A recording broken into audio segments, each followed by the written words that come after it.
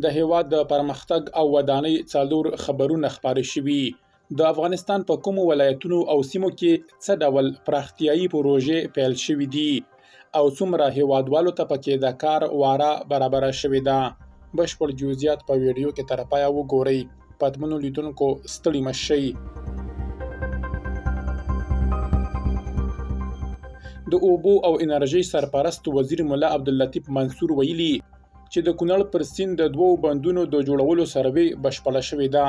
نوموړي زیاته کړې افغانستان له بېلابېلو سرچینو څخه د 10,000 میګاواټه برېښنا د تولید وړتیا لري. د پکتیکا په ګیان ولسوالۍ کې د لستور لیسې لپاره د یو مرستندوی بنسټ له لوري د 20 میلیونه افغانیو په لګښت ودانۍ جوړیږي.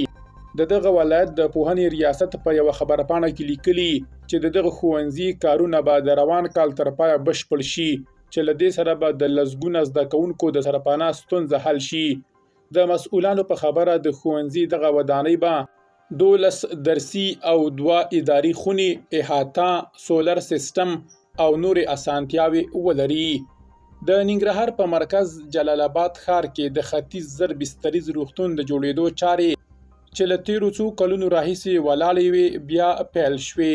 د ننګرهار د عامې روغتیا رئیس امین الله شریف وایي چې د سرپرستو حکومت د مشرتابه په ځانګړې لارښوونه د دغه روغتون د بیا جوړولو چارې د ملي پراختیا شرکت له لوري د 546 میلیونه افغانیو په لګښت بیا پیل شوې. د هغه په خبره د دغه روغتون په جوړېدو سره به د ګاونډیو هیوادونو پر ځای د هیوادوالو درملنه په دغه روغتون کې کیږي.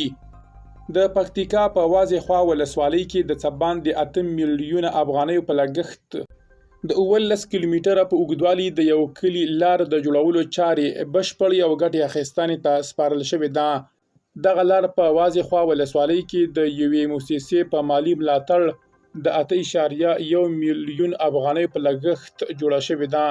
د چارواکو په خبره د دغه لارې د کار په بهیر کې د سیمې لسګونه کسانو ته د کار زمینه هم برابره شوې وه.